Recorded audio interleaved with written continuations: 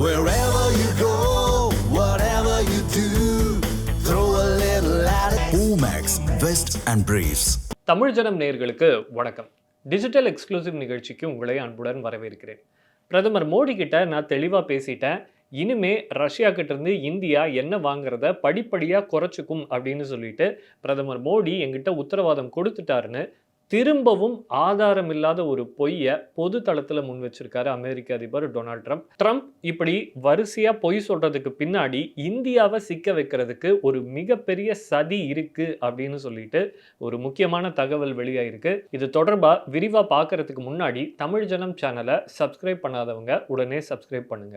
பொய் சொல்றது ஒன்றும் அதிபர் டொனால்ட் ட்ரம்ப்புக்கு புதுசு கிடையாது. அவர் முதல் முறையாக அதிபராக இருந்தபோதே கிட்டத்தட்ட 30,000க்கு மேலே தன்னுடைய டேர்மில் அவர் பொய் சொன்னதா வாஷிங்டன் போஸ்டோட ஃபேக்ட் செக் டீம் அஃபீஷியலாக எக்ஸ்போஸ் பண்ணாங்க. ஆனால் இப்போது டொனால்ட் ட்ரம்ப் இந்தியாவை குறித்து சொல்லக்கூடிய பொய்கள் எல்லாமே இந்தியாவை ஒரு மிகப்பெரிய சர்ச்சையில் சிக்க வைக்கக்கூடிய திட்டத்தோட தெளிவாக அவர் பிளான் பண்ணி செய்கிறாரு அப்படின்னு சொல்கிறாங்க. ஸோ இந்த விஷயம் என்ன அப்படின்றத இப்போ பார்க்கலாம். ட்ரம்ப் சொல்லக்கூடிய இந்த பொய்களுக்கான முதல் காரணம் என்ன அப்படின்னு சொன்னால் டொமஸ்டிக் தியேட்டரிக்ஸ். அதாவது அதிபர் ட்ரம்ப்புக்கு வாக்களித்திருப்பாங்க இல்லையா, அந்த வாக்காளர்களில் பெரும்பான்மையானவர்கள் யார் அப்படின்னு பார்த்தா அவர்கள் அமெரிக்கா ஃபர்ஸ்ட் அப்படின்ற பாலிசியை மனசில் வைத்திருக்கிறவர்களாக இருப்பாங்க. ஸோ இவர்களுடைய அடுத்த விஷயம் என்னவா இருக்கும் அப்படின்னு பார்த்தா anti Russia anti China sentiment. So இந்த சென்டிமெண்ட் உள்ள மக்களினுடைய வாக்குகளை பயன்படுத்தி தான் அதிபர் ட்ரம்ப் 2வது முறையாக தேர்தலில் ஜெயிச்சு அதிபராக பொறுப்பேற்று இருக்கிறார். ஸோ இவர்கள் இந்தியாவை எப்படி பார்க்குறாங்க அப்படின்னு சொன்னால் ரஷ்யா சைனா இந்த 2 நாட்டினுடைய இன்ஃப்ளூயன்ஸை குறைக்கிறதுக்கு அமெரிக்காவுக்கு கிடைத்திருக்கக்கூடிய ஒரு ஆயுதமாக தான் இவங்க இந்தியாவை பார்க்குறாங்க. ஸோ தாங்கள் தேர்ந்தெடுத்திருக்கக்கூடிய அதிபரும் இந்தியாவை இன்ஃப்ளூயன்ஸ் செய்யக்கூடிய ஒரு சக்தி வாய்ந்த அதிபராக இருக்கணும் அப்படின்றது தான் இவர்களுடைய எதிர்பார்ப்பு. ஸோ அந்த கான்ஃபிடென்ஸை தன்னுடைய வாக்காளர்களுக்கு கொடுக்கணும் அப்படின்றதுக்காக தான் திரும்ப திரும்ப இந்தியா கிட்ட நான் பேசிட்டேன், நான் பேசினதுனால பிரதமர் மோடி ஒத்துக்கிட்டாரு அப்படின்ற ஒரு விஷயத்தை டொனால்ட் ட்ரம்ப் திரும்ப திரும்ப தன்னுடைய பொய்களின் மூலமாக எஸ்டாப்ளிஷ் பண்ண ட்ரை பண்ணுறாரு. அடுத்தது இரண்டாவது காரணம் என்ன அப்படின்னு பார்த்தா டிவைட் அண்ட் ரூல் பாலிசி. இந்தியாவை பொறுத்த வரைக்கும் டிப்ளமசியில் என்றைக்குமே ஒரு ஸ்ட்ராட்டஜிக் அட்டானமியை அவங்க மெயின்டைன் பண்ணிட்டு இருக்காங்க. இது நம்ம எல்லாருக்குமே தெரியும். இந்தியா ஒரே நேரத்தில் அமெரிக்கா கிட்டேயும் பேசும், ஒரே நேரத்தில் சைனா கிட்டேயும் பேசும். ஆனால் சமீப காலமாக பார்த்தோம் அப்படின்னு சொன்னால் இந்தியா மேலே இந்த 50% டாரிஃப் அமெரிக்கா விதிச்சதுக்கு பின்னாடி இந்தியாவும் சைனாவுக்கும் இடையிலான இந்த உறவு அப்படின்றது முன்ன இருந்ததை விடவே ஸ்மூத்தாக மாறி இருக்கு. இரு நாடுகளுக்கு இடையே வர்த்தக உறவும் மேம்பட தொடங்கியிருக்கு. ஸோ இந்த நட்புக்கு யார் பாலமாக இருக்காங்க அப்படின்னு பார்த்தா ரஷ்யா ஒரு முக்கிய காரணமாக இருக்குது. அப்போது இந்த இந்தியா ரஷ்யா சைனா இந்த 3 நாட்டு அலையன்ஸ்குள்ள ஒரு குழப்பத்தை ஏற்படுத்தணும். அந்த குழப்பத்தை ஏற்படுத்துவதற்காகவும் ட்ரம்ப் இந்த பொய்யை திரும்ப திரும்ப சொல்லிகிட்டே இருக்காரு. ஸோ இந்த பொய் சொல்கிறதன் மூலமாக என்ன நடக்கும்னு ட்ரம்ப் எதிர்பார்க்குறாரு அப்படின்னா, ஒருவேளை ட்ரம்ப் சொல்கிறது உண்மைதானோ அப்படின்ற ஒரு எண்ணம் சைனாவுக்கோ ரஷ்யாவுக்கோ ஏற்படலாம். அப்படி ஏற்பட்டால் இந்த 3 நாடுகளுக்கு இடையே ஒரு நண்பகத்தன்மை சீர்குலையும். அப்படி சீர்குலைஞ்சா அது அமெரிக்காவுக்கு நல்லது அப்படின்றது ட்ரம்பினுடைய எதிர்பார்ப்பு. கடைசியாக ஒரு விஷயம் இருக்குது, இதைத்தான் நம்ம முன்னாடியே சொன்னோம். அது என்னன்னா இந்தியாவை சிக்க வைக்கிறதுக்கான ஒரு மிகப்பெரிய சதி வலை அப்படின்னு சொல்லிட்டு என்ன மாதிரியான ஒரு சதி இந்த பொய்களுக்கு பின்னாடி மறைஞ்சிருக்கு அப்படின்றத பார்க்கலாம். ஸோ இப்போ ட்ரம்ப் திரும்ப திரும்ப சொல்கிறாரு, நான் மோடி கிட்ட சொல்லிட்டேன், இந்த மாதிரி நீங்கள் ரஷ்யா ஆயில் வாங்குறத நிறுத்திக்கணும் அப்படின்னு சொல்லிட்டேன். பிரதமர் மோடி அதுக்கு ஒத்துக்கிட்டாருன்னு பொது தளத்தில் சொல்லிக்கிட்டே இருக்காரு. இதன் மூலமாக அவர் பிரதமர் மோடி மேலே ஒரு ப்ரெஷரை போடுறாரு. அது என்ன ப்ரெஷர் அப்படின்னா, மோடி ஒன்று ஆமாம் நான் பேசினேன் அப்படின்னு ஒத்துக்கணும், இல்லை நான் பேசலைன்னு அவர் மறுக்கணும். ஆனால் இந்த 2ல் எதை செஞ்சாலும் அது இந்தியாவிற்கு மிகப்பெரிய தலைவலியை ஏற்படுத்தும். ஏன் அப்படின்னு சொன்னால், இப்போ பிரதமர் மோடி ஆமாம் நாங்கள் இந்த ஆயில் சம்மந்தமாக அமெரிக்கா கிட்ட பேசணும் அப்படின்னு ஒத்துக்கிட்டாரு அப்படின்னு சொன்னால் அது ஏற்கனவே சொன்ன மாதிரி ரஷ்யா இந்தியா இரு நாட்டு உறவுகளுக்கு இடையில் ஒரு பிளவை ஏற்படுத்தும்.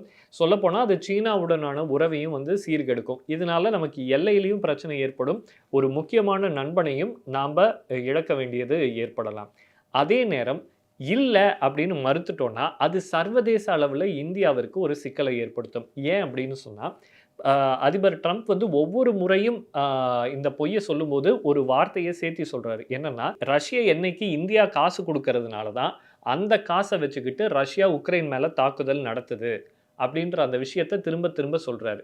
ஸோ இதன் மூலமா கேட்கிறவங்களுக்கு என்ன புரியும் அப்படின்னா, இந்தியா குடுக்குற காசுல தான் இந்த போரே நடக்குது அப்படின்ற ஒரு பிம்பம் அதிபர் ட்ரம்பினுடைய பேச்ச தொடர்ந்து கேட்டுக்கிட்டு இருக்கிறவங்களுக்கு ஏற்படும். அந்த மாதிரியான ஒரு சூழ்நிலையில, இல்ல நான் வந்து ரஷ்ய எண்ணெய வாங்குவேன் அப்படின்னு சொல்லி பிரதமர் மோடி சொல்லிட்டாரு அப்படின்னு சொன்னா, அ அதிபர் ட்ரம்ப் சொன்னது பொய் அப்படின்றத எல்லாரும் மறந்துருவாங்க. மாறா இந்தியா தான் இந்த வார ஸ்பான்சர் பண்ணுது அப்படின்ற ஒரு கோபம் சர்வதேச அரங்குல எழுந்துரும். அது இந்தியாவிற்கு எகெயின்ஸ்ட்டா திரும்பும். ஸோ இந்த மாரியான ஒரு இக்கட்டான சூழ்நிலையில தான் இந்த தன்னுடைய பொய்கள் மூலமா இந்தியாவ சிக்க வச்சிருக்காரு அமெரிக்க அதிபர் டொனால்ட் ட்ரம்ப். அப்ப இந்தியாவினுடைய சாப்டர் க்ளோஸா? இந்த கேள்வி எல்லாருக்குமே எழலாம். நிச்சயமா கிடையாது. இந்த விவகாரத்த இந்தியா எவ்வளோ மெச்சூர்டாவும், இன்டெலிஜென்ட்டாவும் ஹேண்டில் பண்ண முடியுமோ, அவ்வளோ மெச்சூர்டாவும், இன்டெலிஜென்ட்டாவும் இதுவரைக்கும் ஹேண்டில் பண்ணிட்டு வராங்க. அதாவது அக்டோபர் 15ஆம் தேதி தான் முதல் முறையா ட்ரம்ப் வந்து இந்த பொய்ய வந்து சொல்றாரு. என்ன சொல்றாரு? "நான் பிரதமர் மோடி கிட்ட பேசிட்டேன். நீங்க வாங்குற காசால தான் இந்த ரஷ்யா, உக்ரைன் வார் நடந்துகிட்டு இருக்கு. அதனால ரஷ்யா கிட்ட எண்ணெய் வாங்குறத நிறுத்திக்கோங்கன்னு நான் பேசிட்டேன்னு" அக்டோபர் 15ஆம் தேதி தான் முதல் தடவ ட்ரம்ப் வந்து ஒரு அறிக்கைய வெளியிடுறாரு. அதற்கு மறுநாள், அதாவது அக்டோபர் 16ஆம் தேதி இந்தியாவினுடைய வெளியுறவுத்துறை அற்புதமான ஒரு பதிலடிய குடுக்குறாங்க. என்ன சொல்றாங்க அப்படின்னா, ட்ரம்ப்புக்கும் பிரதமர் மோடிக்கும் இடையில எந்த ஒரு பேச்சுவார்த்தையும் நடக்கல. அடுத்தது ரஷ்யா கிட்ட இந்தியா ஏன் ஆயில் வாங்குறோம் அப்படின்னு சொன்னா, இந்தியாவினுடைய பாப்புலேஷன் ரொம்ப பெருசு. வெளி மார்க்கெட்ல இந்த பெட்ரோலியம் ப்ராடக்ட்ஸோட பிரைஸ் பார்த்தோம் அப்படின்னா 30, 40% காஸ்ட்லியரா இருக்கு.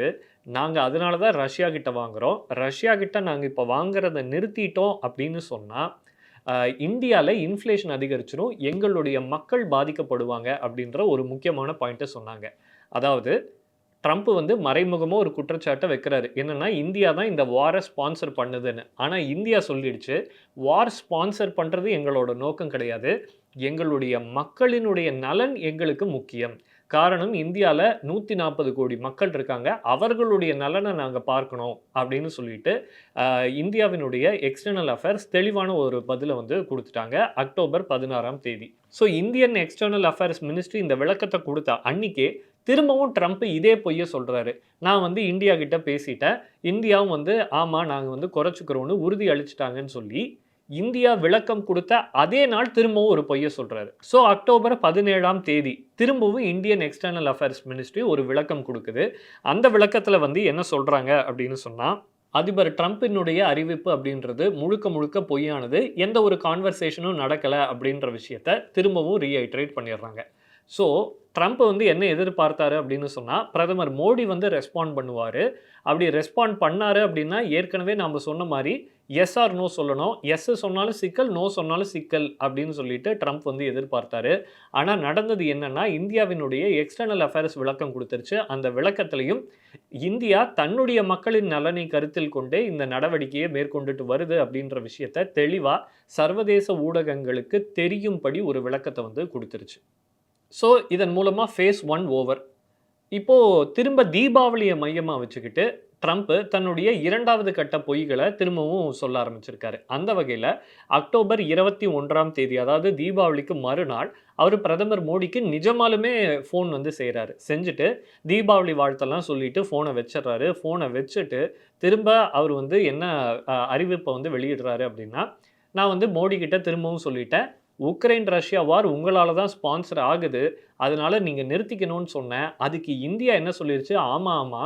இந்த வார் வந்து நிறுத்த வேண்டியது ரொம்ப முக்கியம். அதனால நாங்க நிறுத்திக்கிறோம் அப்படின்னு சொல்லிட்டு இந்தியா ஒத்துக்கிட்டதா ட்ரம்ப் வந்து சொல்றாரு. ஸோ என்னன்னா, முன்னாடி இந்தியா சொல்லுச்சு இல்லையா ஒரு விளக்கம். என்ன விளக்கம்? எங்களுடைய நாட்டின் நலனுக்காக தான் நாங்க இத வாங்குறோம் அப்படின்னு சொல்லிட்டு ஒரு விளக்கம் குடுத்தாங்க இல்லையா? அந்த விளக்கத்த மறைக்க ட்ரை பண்றாரு. அதாவது ட்ரம்ப் வந்து சொல்லக்கூடிய குற்றச்சாட்டு. அந்த குற்றச்சாட்ட இந்தியா ஏத்துக்கிட்டு, ஆமா எங்களால தான் இந்த போர் நடக்குது. அதனால நாங்க நிறுத்திக்கிறோம் அப்படின்னு சொல்லிட்டு இந்தியா ஒத்துக்கிட்டதா ஒரு பிம்பத்த ட்ரம்ப் வந்து ஏற்படுத்த முயற்சிக்கிறார். தன்னுடைய எக்ஸ் தளத்துல பிரதமர் மோடி ஒரு பதிவு ஒண்ணு போடுறாரு. அந்த பதிவுல ஆமா டொனால்ட் ட்ரம்ப் எனக்கு கால் பண்ணாரு அப்படின்ற விஷயத்த அவர் அக்னாலெட்ஜ் பண்றாரு. கூடவே அவர் ஒரு விஷயத்தையும் சொல்றாரு. என்ன அப்படின்னு சொன்னா, டொனால்ட் ட்ரம்ப் எனக்கு தீபாவளி வாழ்த்து சொன்னாரு.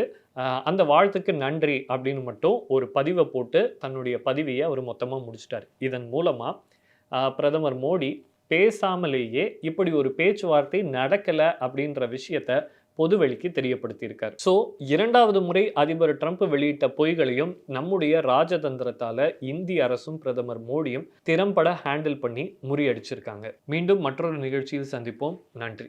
Wherever you go, whatever you do, throw a little at it. Omax, Vest and Briefs.